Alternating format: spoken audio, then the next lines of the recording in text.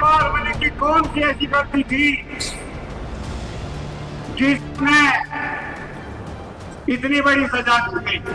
राज्य का दर्जा, उनका सम्मान दिया जाए, अन्यथा ये किसान बिरादरी, मजदूर इस सरकार को सबक सिखाने का काम करा। सरकार ने हर तरह का उन पर आरोप लगाने की कोशिश की, परंतु उनका कोई आरोप सिद्ध नहीं हुआ। इस भारत के किसान और मजदूर से मसीहा का दर्जा प्राप्त किया। वे चौधरी चरण सिंह जी इस देश के मसीहा, भारत रत्न से नवाजे गए। सतपाल मलिक जी उनके शिष्य रहे। उनके आदर्शों पर चलकर सतपाल मलिक जी ने इस किसान का और मजदूर का भला किया। बात तो बहुत हमारे भाइयों ने सबके सामने बताई। हम एक ही बात सरकार से पूछना चाह रहे कि सतपाल मलिक की कौन सी ऐसी गलती थी जिसने इतनी बड़ी सजा दी? सतपाल मलिक ईमानदार और सच्चे इंसान थे।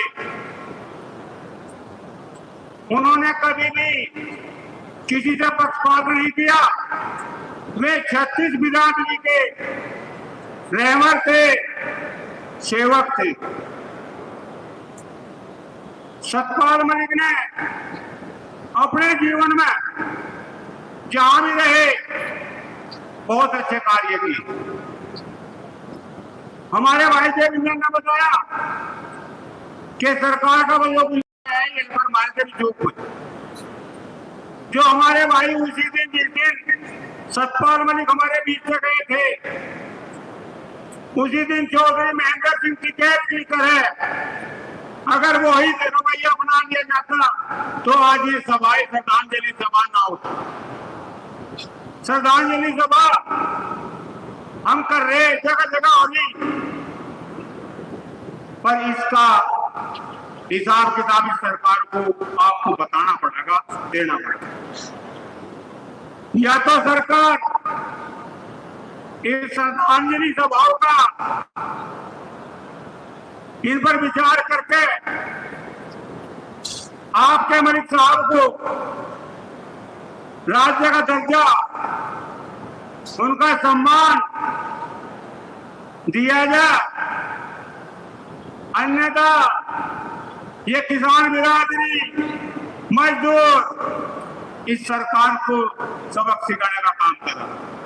हमें दिख रहा होगा ये श्रद्धांजलि सभा वैसे नहीं चलती, नई राजनीति का विषय है। यू हक था सतपाल मलिक का, क्यों आज गवर्नर बनाया गया? क्या गुनाह कर दी थी सतपाल मलिक ने? सतपाल मलिक की गुनाहगारी आई रही कि उन्होंने किसानों के प्रति सरकार के सामने आकर और किसानों की आवाज उठाई। यह गुनाह सतपाल मलिक ने की थी। उन्होंने अपने पद की गरिमा नहीं समझी। उन्होंने जो समझा किसानों का और मजदूरों के प्रति समझा। दो टूक प्रधानमंत्री उन्होंने कह दिया था कि प्रधानमंत्री नहीं समझो, ये दो बिरादरी है, सरदार और जाट, ये कभी भी उल्टा उठना नहीं जानते। आप इस पर विचार करें और जो इनकी मांग है तो मानते हो। यही गुना रही बात आप पर है, आप इस पर विचार करो। भाई देवेंद्र ने जो मूर्ति का सवाल रखा, थोड़ा मेरे भाई इस पर भी विचार करें। तो हम तो इन्हीं के शब्दों के साथ में सतपाल मलिक को भावभीनी श्रद्धांजलि आप सभी की ओर से सतपाल जी को अर्पण कर रहे।